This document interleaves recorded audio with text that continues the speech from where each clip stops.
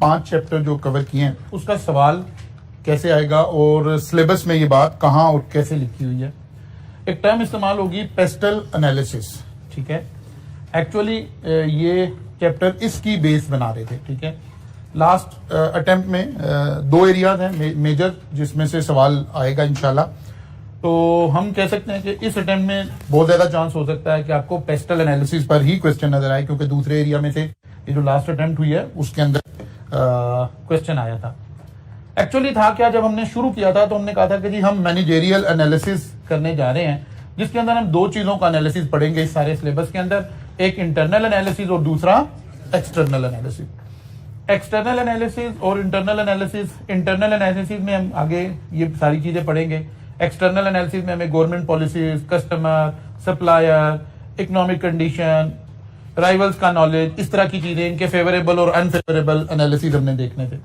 फिर हमने कहा कि टेक्निक क्या होगी, कैसे करेंगे मैनेजेरियल एनालिसिस में इंटरनल एनालिसिस और एक्सटर्नल एनालिसिस। इंटरनल एनालिसिस में हम ये 3-4 चीजें पढ़ेंगे। अब चैप्टर 7 का जैसे ही आगाज करेंगे, बीसीजी मैट्रिक्स, इसके ऊपर लास्ट सवाल इस एरिया में से आया हुआ है जो एक मेजर सवाल आना था। एक्सटर्नल एनालिसिस में हमने पेस्टल पढ़ना था और पोर्टर 5 फोर्सेस पढ़नी है। इस वीक में हम इंशाल्लाह पेस्टल को कवर करते हुए पोर्टर के ऊपर स्विच कर जाएंगे, क्योंकि यहाँ 2 एनालिसिस हमने पढ़ने हैं। लास्ट अटेम्प्ट में इस एरिया में से सवाल आया हुआ है, तो हम एक्सपेक्ट कर सकते हैं कि इस दफा इस एरिया में से क्वेश्चन आ सकता है। फिर हमने कहा था फेवरेबल देखना है, प्रेजेंट या फ्यूचर। ये सारी बातें हमने आगाज पहले लेक्चर में यहीं से किया था कि इस तरह से हम चीजों को लेकर चल रहे होंगे। फिर हमने कहा था जी इसी का नाम स्ट्रेटेजिक एनालिसिस या स्ट्रेटेजिक पोजीशन है। और what is strategic position? To analyse current position of the business. इस वक्त बिजनेस कहां खड़ा है, बिजनेस में फेवरेबल बातें क्या आ रही हैं और अनफेवरेबल चैलेंजेस क्या आ रहे हैं। Internal analysis, external analysis. Internal में वो 2-3 मॉडल पढ़ने हैं। एक्सटर्नल में हमने इंडस्ट्री का एनालिसिस अगर करना हो तो फिर हमारे पास पोर्टर 5 फोर्सेस अवेलेबल हैं, लाइफ साइकिल अवेलेबल है। और अगर हमने मैक्रो करना हो यानी ओवरऑल इंडस्ट्री बेस्ड नहीं बल्कि पूरी कंट्री का, तो फिर हम पेस्टल एनालिसिस लगा रहे होते हैं या पोर्टर नेशनल डायमंड मॉडल लगा रहे होते हैं। अब हमने मॉडल्स लगाने शुरू करने हैं, चीजें समराइज होना शुरू हो जाएंगी कि अच्छा ये मॉडल ये बातें कह रहा है, हमने जनरल अंडरस्टैंडिंग क्रिएट कर ली है। और फिर बाद दफा इन दोनों के दरमियान में हम स्ट्रेंथ एंड वीकनेस एनालिसिस कर रहे होते हैं, शॉर्ट एनालिसिस कर रहे होते हैं। इसका मतलब है इन टोटल अब अगले 2 चैप्टर में, चैप्टर 7 एंड चैप्टर 8, जो कि हमारा 80% ऑफ द सिलेबस मेरे वाले पोर्शन का यहां पड़ा हुआ है, ये सारा काम हम करने के लिए जा रहे हैं। इसकी जो बेस बनानी थी वो पहले 4-5 चैप्टर पढ़ते हुए वो सारी बन गई है। अब सिर्फ हमने उठाना है कि यार ये चीज देखनी है, ये नहीं देखनी। हर इकोनॉमिस्ट आके या मैनेजमेंट अकाउंटेंट आके या ये बड़ी बड़ी यूनिवर्सिटीज के प्रोफेसर आ रहे हैं, जैसे पोर्टर है, ये हार्वर्ड यूनिवर्सिटी के रिनाउंड प्रोफेसर हैं। अब ये आके अपने डिफरेंट मॉडल पेश कर रहे हैं कि यार अगर ये काम करना है तो ये 4 चीजें चेक कर लें, इससे ये काम हो जाएगा, ये काम हो जाएगा, ये काम हो जाएगा। नाउ सबसे पहले आ गया जी पेस्टल एनालिसिस। अगर हम इसमें देखें तो 6 बातें, 6 अल्फाज इस्तेमाल हो रहे हैं। पी स्टैंड कर रहा है किसके लिए?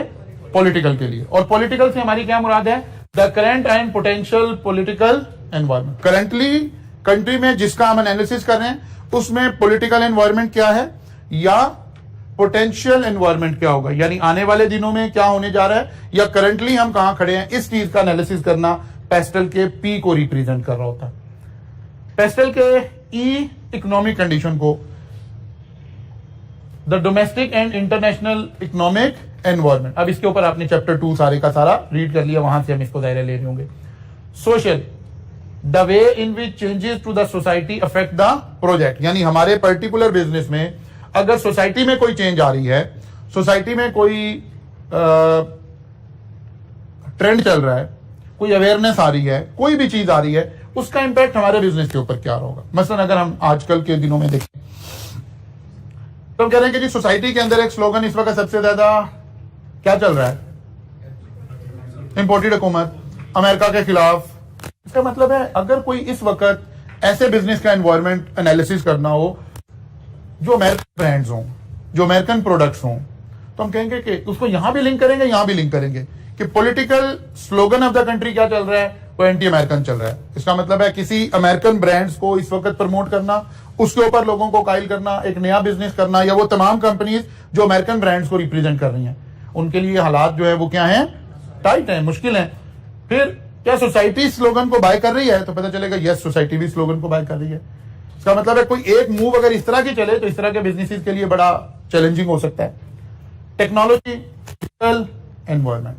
अब हमने वन बाय वन देखना है कि पेस्टल ने हमें किन किन बातों की तरफ तवज्जो दी। फिर हमें एक लाइन, जब भी एनालिसिस आया तो हमें कोई एक डेढ़ लाइन रटा लगाने के लिए भी जरूरत है कि जब पेस्टल एनालिसिस की ओपनिंग लाइन क्या होगी, ओपनिंग पैराग्राफ क्या होगा। तो यहां से इस स्लाइड से हम वो लाइन उठा लेंगे, इसी को याद कर लेंगे। जब भी पेस्टल एनालिसिस करना पड़ेगा ऐसे ही शुरू कर लिया करेंगे। PESTLE analysis is a tool to use to analyse external macro environmental factor of change in a business environment. Macro, ये बात हम यहां स्लाइड में भी देख कर आए हैं, ठीक है ना, कि मैक्रो एनवायरमेंट को स्टडी करने के लिए it is a vital part of any strategic planning that will help you to examine and plan for external factor that could affect your company.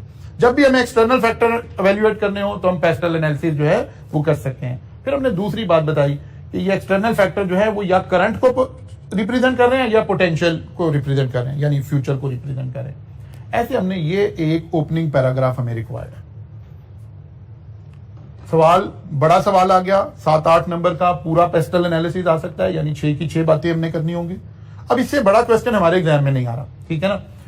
अब 6 बातें करनी हो तो 7-8 नंबर का सवाल हो, इसका मतलब है हर हेडिंग में 1.5 मार्क्स ऑलमोस्ट। तो यहां से भी पता चल रहा है कि कोई बड़ी टेक्निकल गुफ्तगू नहीं होनी। अभी मैं कल की क्लास में कोशिश करेंगे लास्ट अटेम्प्ट का पेपर भी ओपन करें और जो हमारा मॉडल पेपर था उसको भी ओपन करें, तो आपको पता चलेगा कि यार ये नॉलेज इतना सा तो हम कर ही आएंगे, इसमें कोई खास प्रॉब्लम नहीं आ रही है, क्योंकि बहुत लेंथी एरिया नहीं है ना जी। 1 बाय 1 चलते हैं। पेस्टल एनालिसिस में हमें 6 चीजों का एनालिसिस करना है।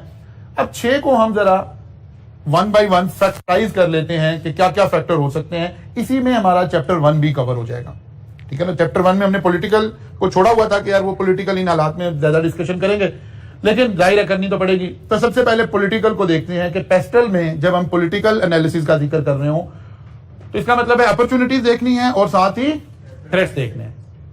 मसलन जी सबसे अहम बात होगी who is in the government. अब अगर हम पाकिस्तान में, जाहिर है हमारे क्वेश्चन पाकिस्तान में आ रहा होगा, पाकिस्तान की किसी कंपनी का क्वेश्चन हो सकता है, तो हम अपने पॉलिटिकल जो पार्टीज हैं उन्हें 3 ग्रुप्स में डिवाइड कर लेंगे, ए, बी एंड सी। ए में आप, क्योंकि 3 गवर्नमेंट्स रही हमारे मुल्क में, और एक चौथे को हम अलग कर लेंगे, अभी करते हैं। पहली ए हम कर लेते हैं किसको जी, पीपल पार्टी को, ठीक है ना।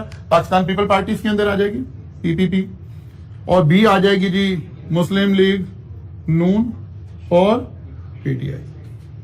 अब हमें सबसे पहले एग्जाम में लिखने के लिए अल्फाज देने पड़ेंगे कि ये जो गवर्नमेंट्स हैं इनका मेजर टिल्ट किधर था। और जब हम एग्जाम में किसी गवर्नमेंट के बारे में कोई अल्फाज इस्तेमाल करेंगे तो हमने अपनी पॉलिटिकल एफिलिएशन से तो जाहिर नहीं चलना, या अगर आप चाहते हैं कि पॉलिटिकल एफिलिएशन से चलना है तो फिर हो सकता है अटेम्प्ट अगली देनी पड़ रही हो।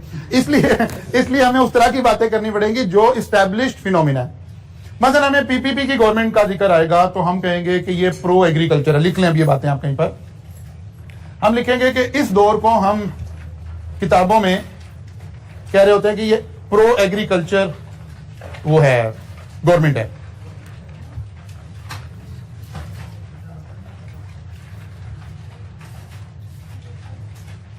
पीपीपी की गवर्नमेंट आएगी, हम कहेंगे ये एग्रीकल्चरिस्ट लोग हैं। इस दौर में हम एक्सपेक्ट करना शुरू करेंगे कि एग्रीकल्चर तरक्की करेगा, किसान तरक्की करेगा, और हम इसके ड्रॉबैक में लिखेंगे कि इंडस्ट्री तरक्की नहीं करेगी, क्योंकि ये एग्रीकल्चरिस्ट लोग हैं, इनका सारे का सारा टिल्ट कहां होगा, एग्रीकल्चर पे होगा।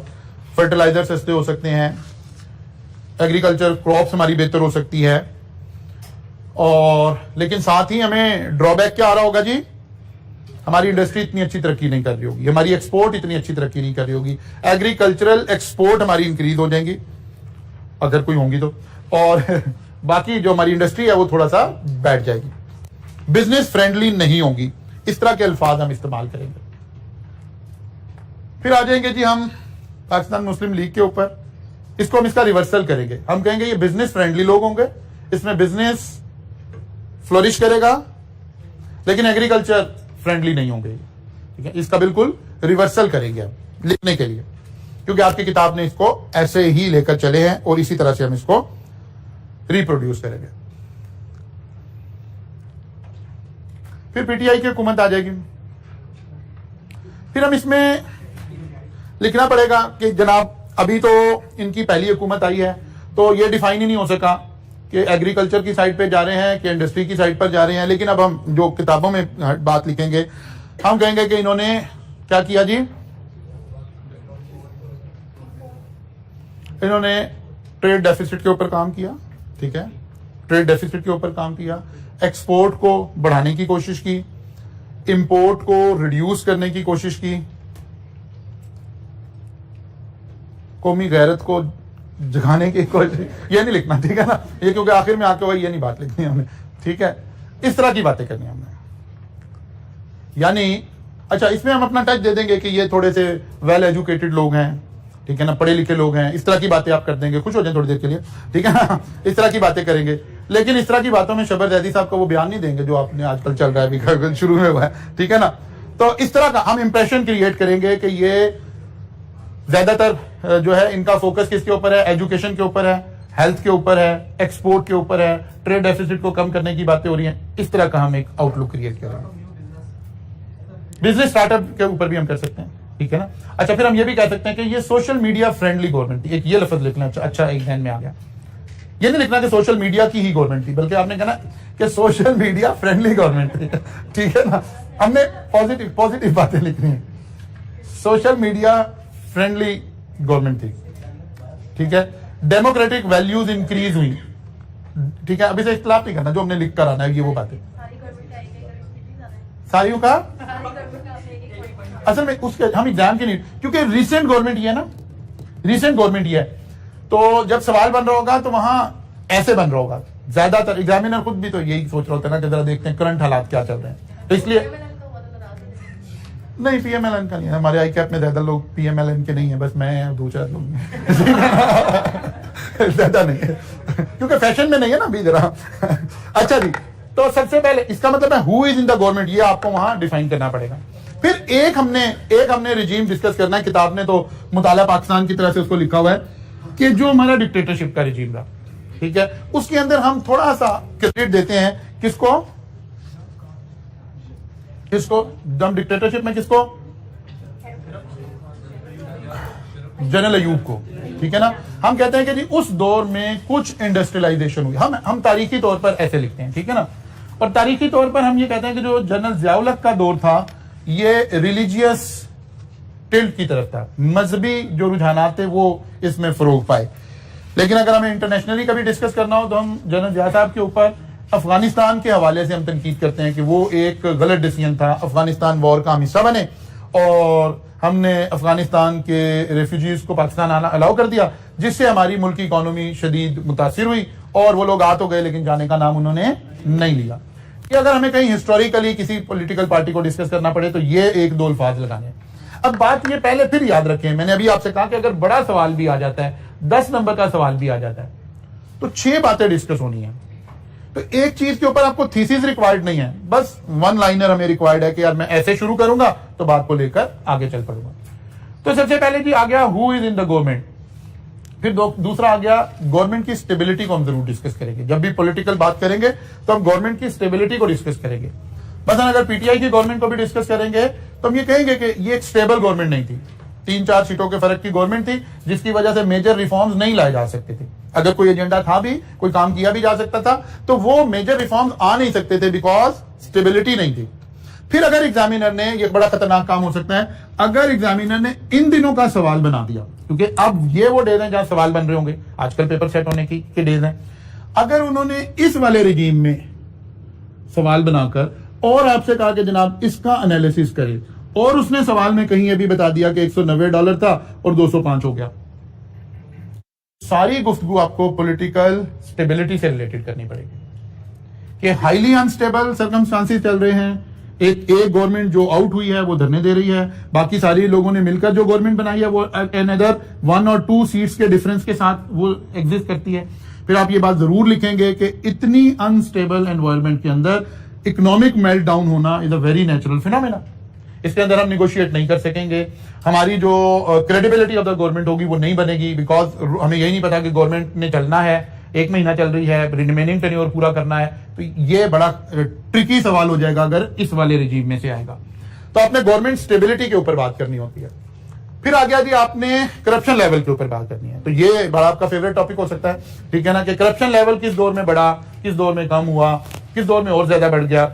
हम हिस्टोरिकली जो लगाते थे इल्जाम, वो हम पीपल पार्टी को ज्यादा करप्ट कहा करते थे, नून लीग को कम कहा करते थे। ये पुरानी हिस्ट्री बिफोर पीटीआई गवर्नमेंट। जब पीटीआई गवर्नमेंट आ गई तो उन्होंने कहा नहीं, ये तो दोनों लोग करप्ट हैं, ये तो सारा करप्शन का टोला है। तो इसका मतलब है हमने करप्शन, अच्छा यहाँ एग्जामिनर भला कैसे कह रहा होगा, एग्जामिनर आपको कहेगा जी करप्शन इंडेक्स में इजाफा हुआ, क्योंकि इन चीजों को मेजर करने का, ठीक है ना, या हमारा या वो जो सर्वे आते हैं, कौन थे, नहीं ये जो भी हर दूसरे तीसरे दिन सर्वे आ रहा होता है, पनामा नहीं, जिसमें करप्शन का इंडेक्स ऊपर चला गया, करप्शन का इंडेक्स में गैलेप सर्वे, ठीक है ना, इस तरह का कोई अल्फाज जिक्र हो गए। वहां से हमने देखना है कि वो खुद क्वेश्चन में क्या ज्यूम कर रहा है, करप्शन लेवल बढ़ गया है या करप्शन लेवल कम हो गया।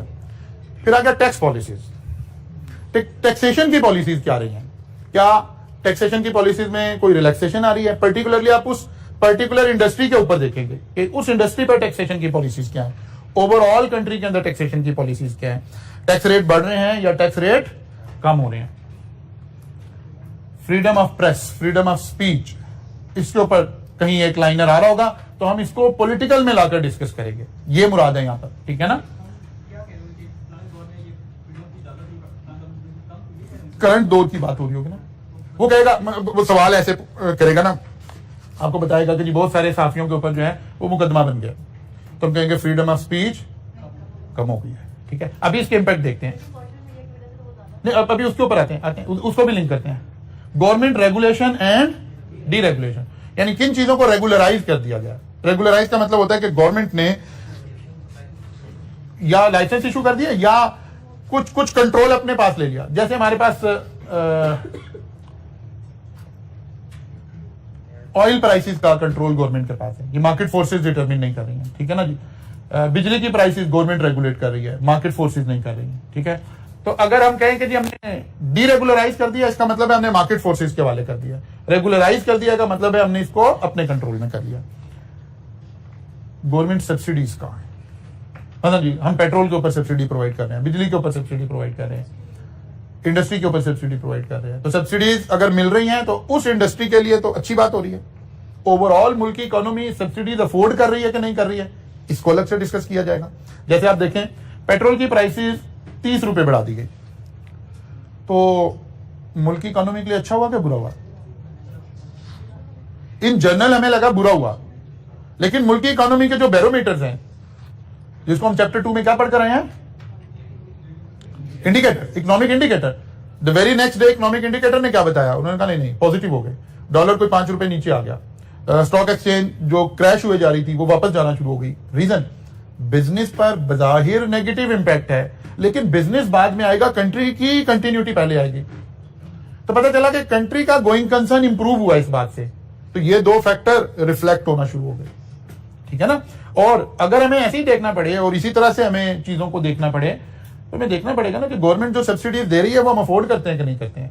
गवर्नमेंट लोन ले लेके सब्सिडी दे रही हो, गवर्नमेंट भीख मांगे सारी दुनिया से और फिर लाकर अपनी कंट्रीज में सब्सिडी दे दे, ये कोई दलील नहीं है। लेकिन हमें किताबों में लिखना है ना, हमें सवाल में लिखना है कि बहुत सारी कंट्रीज आपके ऊपर ये एतराज कर रही है कि यार पेट्रोल उस रेट पर तो हम भी नहीं दे रहे जो ऑयल प्रोड्यूसिंग कंट्रीज है अपनी आवाम को, आप कैसे सब्सिडाइज दे रहे हो और आप हमारे से भीख भी मांगने आए हो।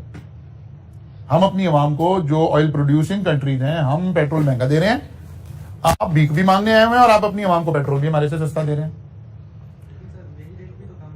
नहीं वो एक अलग बात है ना, किसी और फैक्टर में जाकर डिस्कस करेंगे। अभी हम पॉलिटिकल डिस्कस कर रहे हैं, ये बात ठीक है। वेज रेट, इकोनॉमिक जो पर कैपिटा इनकम है, that is a very strong indicator और उसके साथ लिंक होकर बात होनी चाहिए, पूरी बात ऐसी होगी।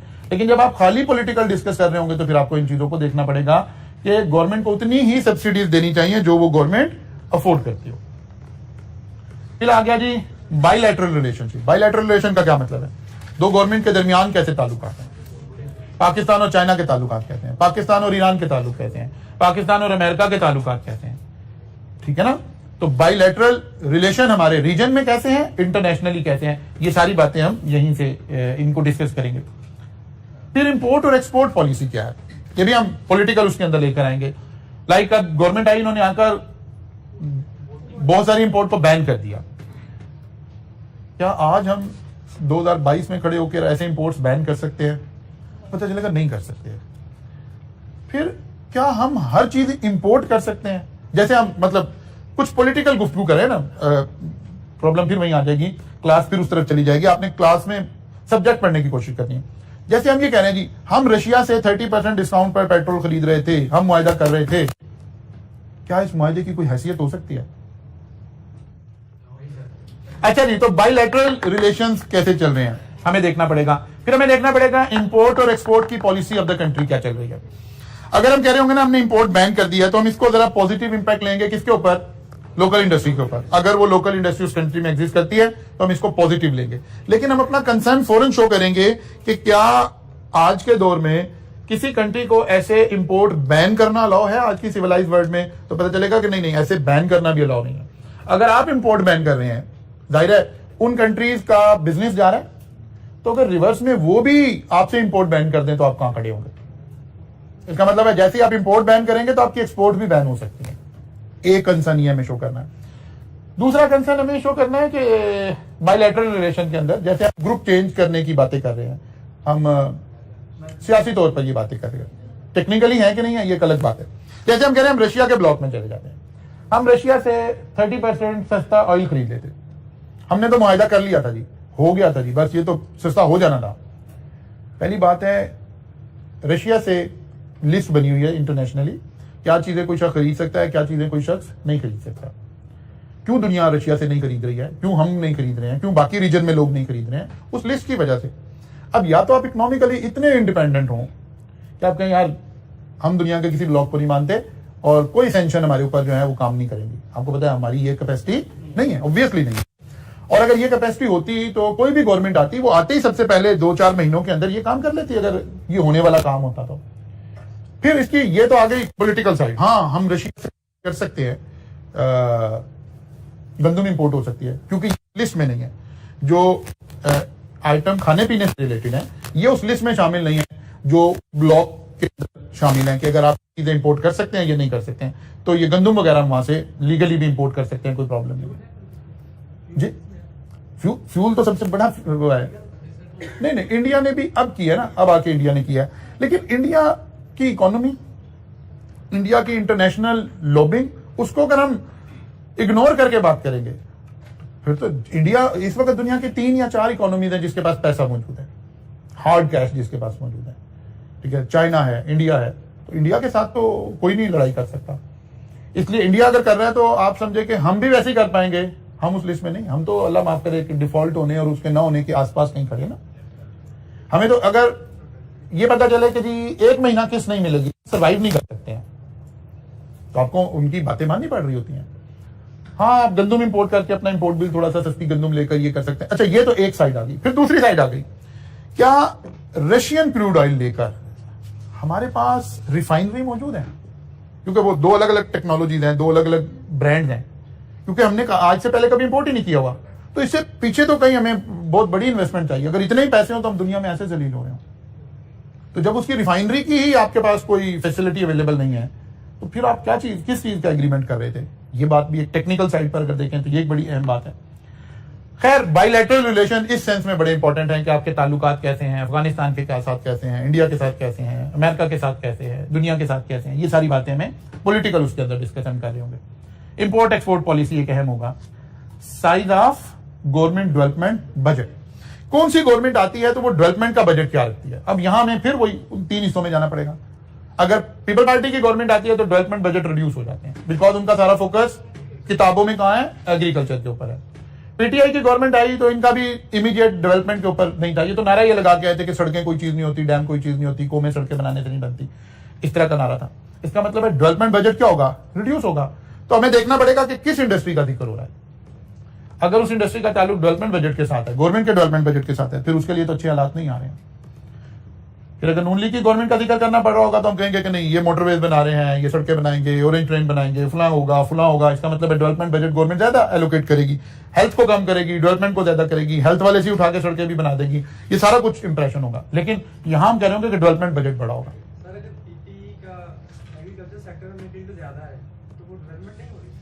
डेवलपमेंट से मुराद है ना इंफ्रास्ट्रक्चर डेवलपमेंट, ठीक है ना, वो इंफ्रास्ट्रक्चर।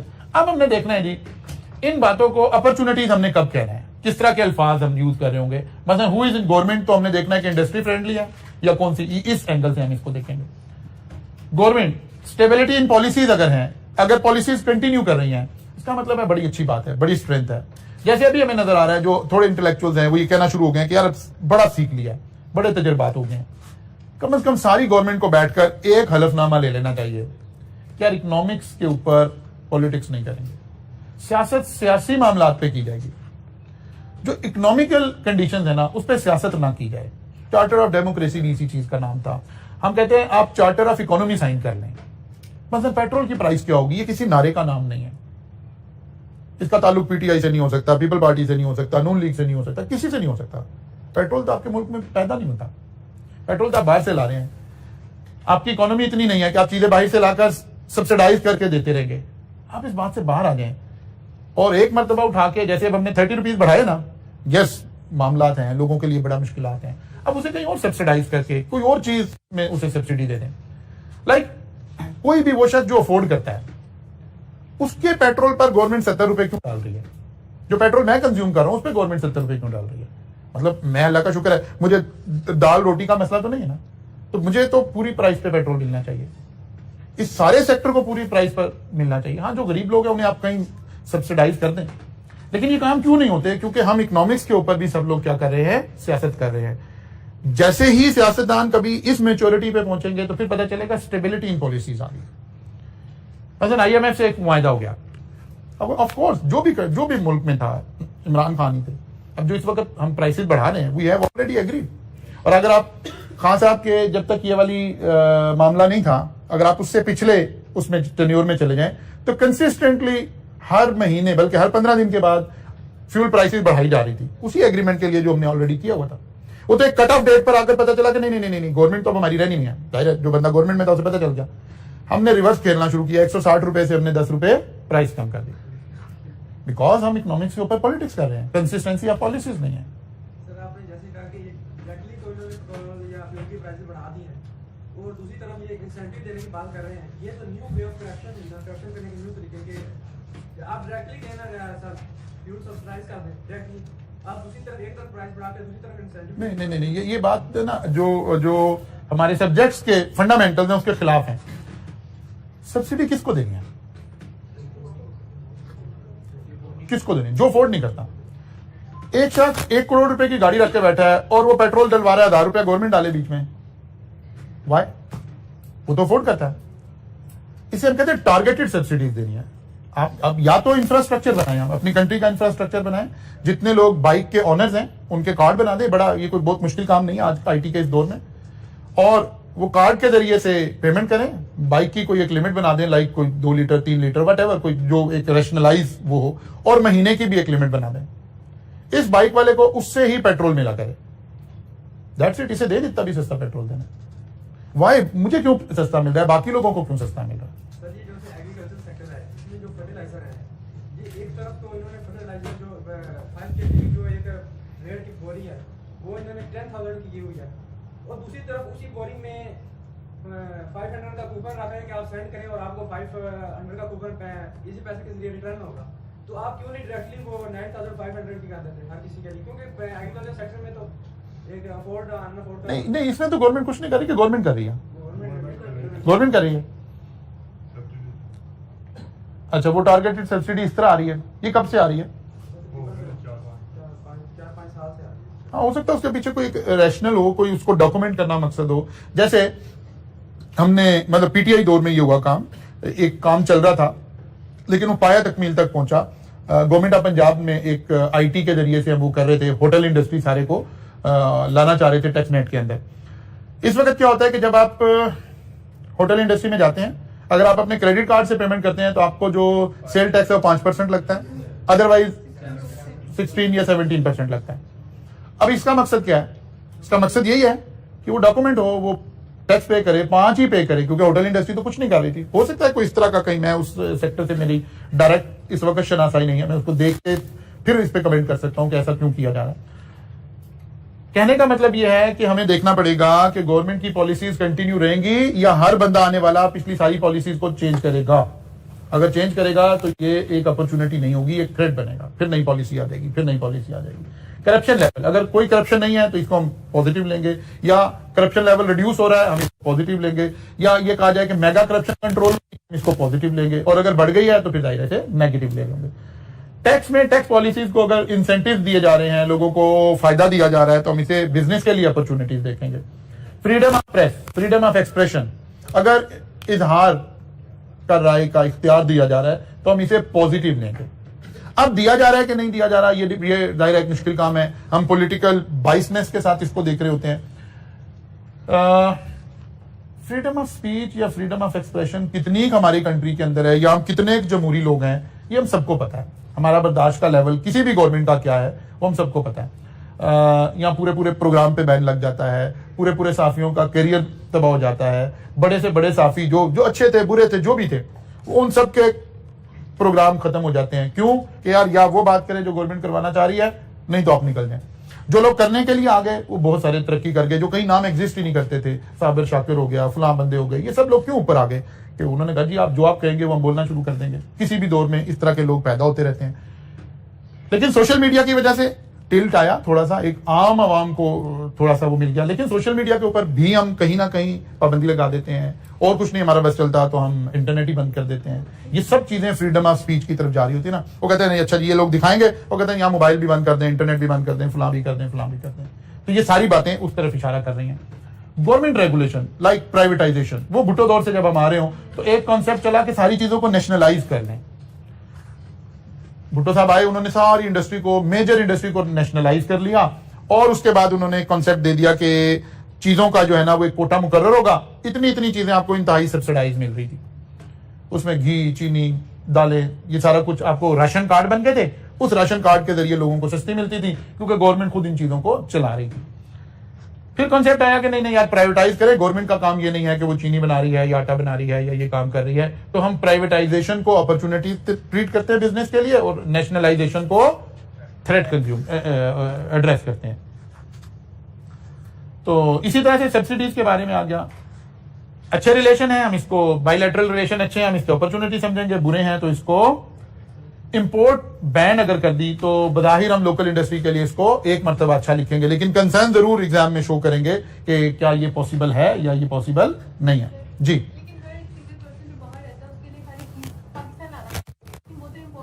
नहीं वो रैशनलाइज हो जाएगी, वो तो ऐसे होता है जब कोई नई पॉलिसी आती है ना, कोई भी नई पॉलिसी आती है तो हम जब उसको, क्योंकि बड़ी सोच विचार के बात नहीं हो रही होती, एक लेटर आता है टक टक टक टक बैन हो गया, चॉकलेट बैन हो गई। अब वो जो बेचारा बाहर से आ रहा है 4 गिफ्ट के चॉकलेट लेके आ रहा है वो भी बैन हो गई, ठीक है। वो जो बच्चा हाथ में पकड़ के बच्चा आ रहा है उसके हाथ में चॉकलेट अगर ये भी नहीं अलाउ नहीं है जी, मतलब ऐसे हो गया जैसे शजरे ममनुआ हो गया। लेकिन ये चीजें रैशनलाइज हो जाएंगी, एक आध हफ्ते के अंदर अंदर ठीक हो जाएंगी। ऑब्वियसली इन पे बैन नहीं, वो इंपोर्ट की डेफिनेशन में नहीं आती ना, तो ये चीजें खुद ब खुद ठीक हो जाएंगी। ये हमेशा ही ऐसे होता है, जब भी हम कोई रूल बनाते हैं तो ऐसे ही बनाते हैं, फिर कोई 10-15 दिनों के बाद नजर आता है कि ओह ये प्रॉब्लम आ गए हैं, तो फिर उनको ठीक करना शुरू कर दिया जाता है, तो ऑब्वियसली ये ठीक हो जाएंगे।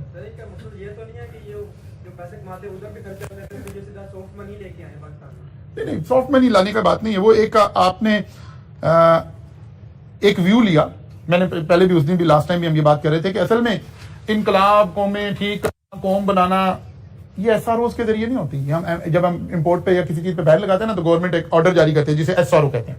कौमें एसआरओ से नहीं बनती, कौमें जहन बनाने से बनती हैं।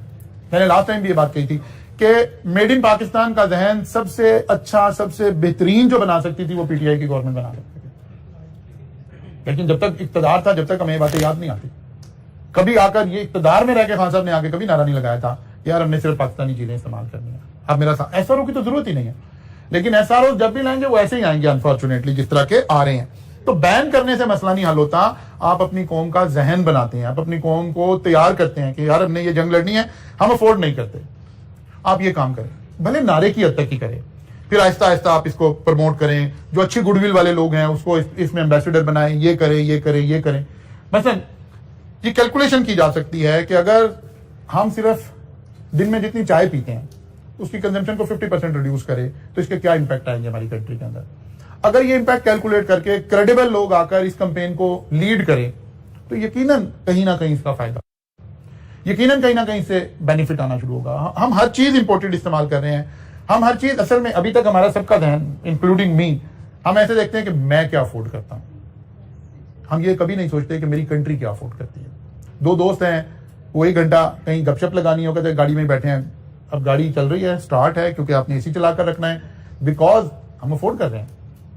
लेकिन सोच जब ये पैदा होगी कि यार मैं अफोर्ड कर रहा हूं, मेरा मुल्क अफोर्ड नहीं कर रहा, वहां से मसाइल हल होंगे।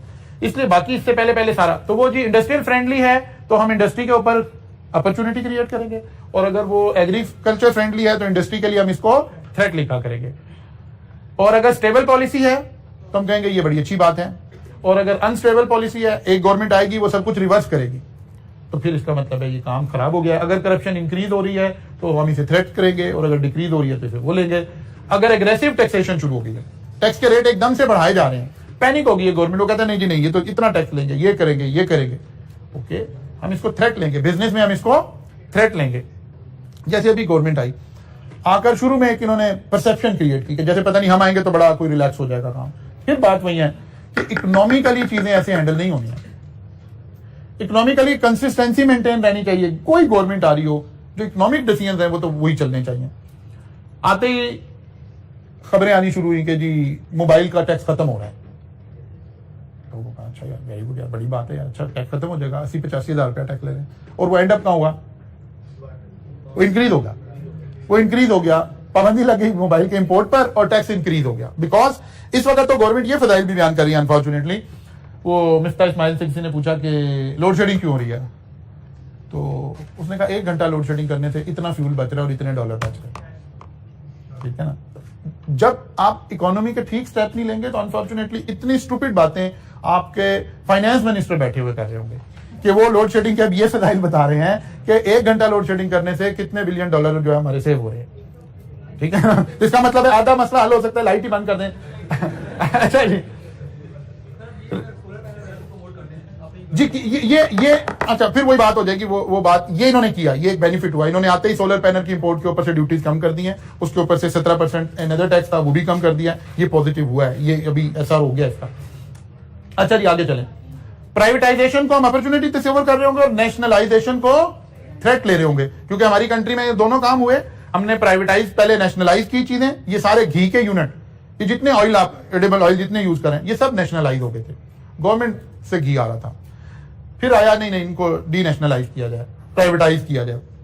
जैसे अभी भी स्टील मिल नेशनलाइज हुई है, बहुत सारे और इदारे नेशनलाइज हैं, पीटीसीएल नेशनलाइज है। डी नेशनलाइजेशन प्राइवेटाइजेशन कहते हैं गवर्नमेंट का काम नहीं है, गवर्नमेंट का काम है गवर्नमेंट को रन करे, बाकी इकोनॉमिक्स बाकी लोग करेंगे, मुल्क में बिजनेस बाकी लोग करेंगे। तो अगर कोई गवर्नमेंट आके प्राइवेटाइजेशन करेगी तो हम इसे बिजनेस के लिए पॉजिटिव तस्वुर करेंगे, और अगर नेशनलाइजेशन कर रही होगी तो फिर हम इसको नेगेटिव तस्वुर करेंगे। सब्सिडीज के अगेंस्ट सब्सिडाइज कर रहे हैं चीजों को, इसका मतलब है इंडस्ट्री के लिए अपॉर्चुनिटी आ रही है। और अगर रेगुलेटरी ड्यूटीज लगा रहे हैं तो फिर जाहिर है उस जिसके ऊपर लगा रहे हैं उसके लिए थ्रेट है। हमने रेगुलेटरी ड्यूटी लगा दी इंपोर्ट के ऊपर, इसका मतलब है इंपोर्टेड आइटम महंगी हो गई, उसका बिजनेस करने वालों के लिए थ्रेट है। रिवर्सल जो उसकी सब्स्टिट्यूट आइटम है लोकल, उसके लिए इंसेंटिव हो गया। इंपोर्टेड चीजें महंगी हो गई तो लोकल इंडस्ट्री को मौका मिल गया। अच्छा जी, स्मूथ रिलेशन नहीं है तो ऑब्वियसली इंपोर्ट बैन है, इंपोर्ट अलाउड है, स्मॉल डेवलपमेंट बजट है। इस तरह से आप इस एक स्लाइड से वो पूरा चैप्टर 1 जो है बस इतनी पैराई के अंदर आपने उसको देखना है, ठीक है ना। बाकी सारे चैप्टर हम पहले पढ़ चुके हैं, कोशिश करेंगे कि आपने आज जाकर इसको, मैंने यहां वैसे लिखे सारे हैं कि इकोनॉमिक के अंदर आपने क्या बातें देखनी है, क्या पॉजिटिव आ गया क्या नेगेटिव आ गया, इसको मैंने लिखने की कोशिश की है। कल इसमें से गो थ्रू क्विकली कर लेंगे क्योंकि चैप्टर 1 पढ़ा नहीं हुआ था, इसलिए मैंने उसके ऊपर टाइम लगा दिया। बाकी सारा काम तो हमने ऑलरेडी किया हुआ है, ये आप स्लाइड देख कर आएंगे, हम इसके क्वेश्चंस लेकर आएंगे इंशाल्लाह, और उन क्वेश्चंस को आप सॉल्व करेंगे, ठीक है। एक क्वेश्चन हमें अगरचे उस तरह का सवाल हमारे एग्जाम में नहीं आता, यानी उतना बड़े साइज का सवाल हमारे उसमें नहीं आता, लेकिन हमने अभी लर्न करना है कि यार हमने किसी डेटा में से पॉलिटिकल फैक्टर निकालने कैसे हैं, सोशल फैक्टर निकालने कैसे हैं। तो आपने कल क्लास में आने से पहले फोटोकॉपी शॉप से एक क्वेश्चन मिलेगा आपको, वो आपने लेते हुए आना है, लेकिन उसको देख के नहीं डर जाना, वो 50 नंबर का क्वेश्चन होगा। हमारा तो पूरा पोर्शन 50 नंबर का नहीं है, ठीक है। वहां से हम सिर्फ इस पेस्टल एनालिसिस को अप्लाई करना सीखेंगे एक कंप्रीहेंसिव क्वेश्चन से, ताकि हमारे सारे कॉन्सेप्ट एक क्वेश्चन के ऊपर सेटल डाउन हो जाए।